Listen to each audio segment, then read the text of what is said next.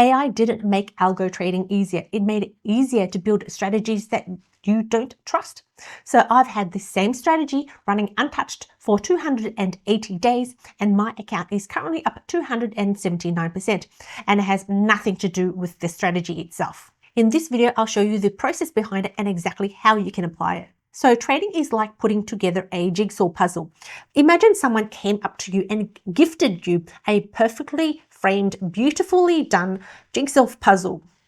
Okay, so what? You haven't actually learned anything. You haven't learned to actually put the jigsaw puzzle together, which is half the joy of doing jigsaw puzzles. So today, let's go through the 3-step puzzle piece that I've got here. And the first one, when you are starting any jigsaw puzzle, is starting off with the corner pieces. They are the easiest to find and the easiest, you know exactly where they go in the corners of your jigsaw puzzle. So this first piece is called time frame.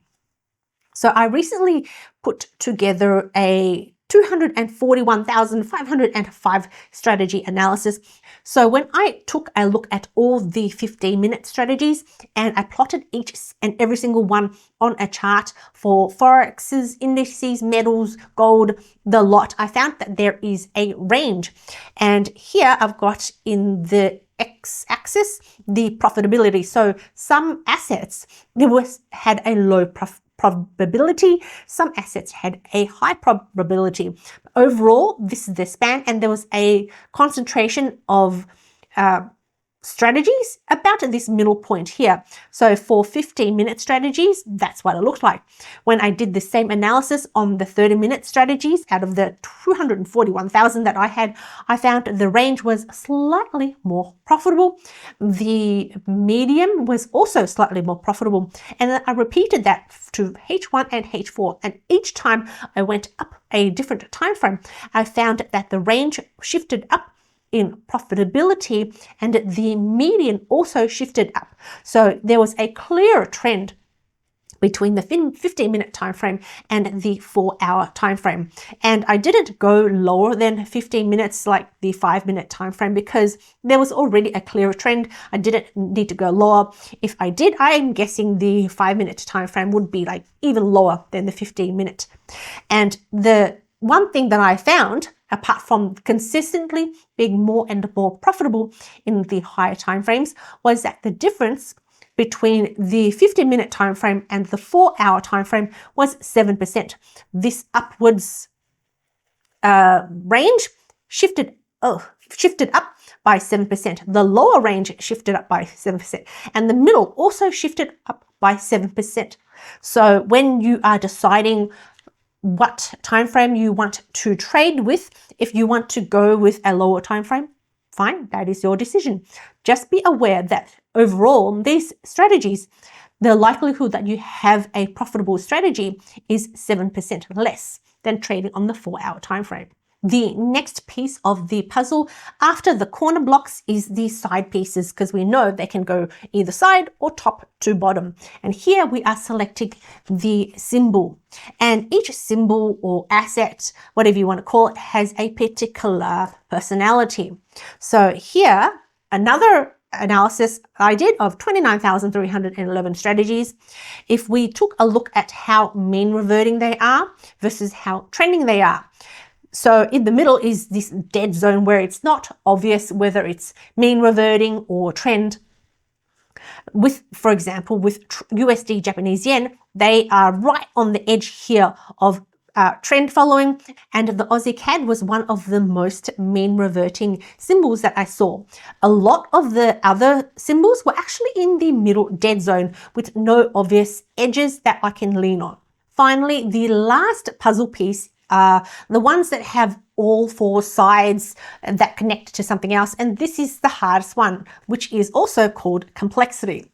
And when you build a strategy, so this is what a potential strategy can look like. These are all the possible combinations I can think of when you have an entry criteria, exit criteria, but these also split off into multiple sections. For example, entry criteria can occur from a signal, which can be a combination of one or two different indicators or price actions. You can have different order types, market stop limit orders, and then these can have expiry dates based on their own indicators. So this is a complex strategy if you were to take every single piece in this puzzle, but you don't need to. You can just pick 1, 2, 4, 5 pieces of it. So when I did a study of 50,865 strategies, so the reason I did this study was because I found out a lot of gurus online were saying simple strategies are the best. But what do they mean exactly by a simple strategy? If a simple strategies are the best, then in theory, the moving average crossover would be profitable. But if you've ever tested the moving average crossover, it's pretty bad. One of the worst strategies you can possibly trade. So a moving average crossover would belong in the low trading strategies. So I took my list of 50,000 strategies and I looked at how profitable each and every single strategy was based on how complex it was, based on how many components of this build was. And what I found was actually, this is the actual chart. So for super easy, low complexity strategies, they're actually pretty unprofitable. You do need to have a certain amount of complexity in order to turn them profitable. So the moving average alone won't be profitable, but you need to add another indicator, increasing the complexity of that strategy in order to make it profitable. And then when you add more and more indicators and more settings, the super high complex strategies were not profitable. So there is actually a sweet spot up here, not too low, not too high. And it is skewed over to the simple side. So it's not a bell curve. It is skewed over to the low complexity number of strategies. So when you do build your strategies, what you want to do is pick a handful of all these components and put them in your strategy. You don't want to use all the different components because then that means your strategy will be in the too complex bucket. But you don't want just to have one indicator because that will also mean it is low profitability. But how can we use this information to help us decide whether a strategy is good or not?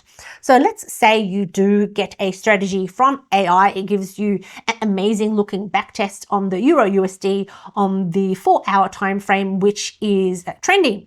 Let's take a look back at all the different components that we have. First, starting with time frame. So we know already that time frame, the lower time frame, is less profitable. So let's say you have the 1 minute strategy from ChatGPT, and we know here the profitability of a 1 minute strategy is pretty low. So the first point for time frame, we're already starting off with low. And the Euro USD, which is what ChatGPT came with, based on my analysis, is not quite mean reversion, not quite trending. It is in this dead middle zone. So for currency, it's again in the low section. So the last hope that we have is by picking its complexity. So the strategy that ChatGPT gave us, is it really complex, or did it only pick a handful? And this strategy picked 5 different indicators. Here it's using a profit target, a trailing stop, but having 5 indicators in the entry criteria, it adds a lot of complexity. So here, the strategy that ChatGPT gave us has 3 negative marks against it. So whether we're building a strategy ourselves or we do get it from AI, we do need to understand the probability of our strategy being profitable in live trading can be low or high. And I'm not saying it's impossible to trade the Euro USD on a mean reversion 1 minute time frame. I'm just saying if you're starting off, try to stick to high probability strategies before attempting the much harder trading strategies. The decision on what time frame I choose and what symbol I choose is based on data, not based on gut feel. So watch this video next, where I'll show you exactly the behind the scenes of one of my experiments so you can see exactly what the data tells you.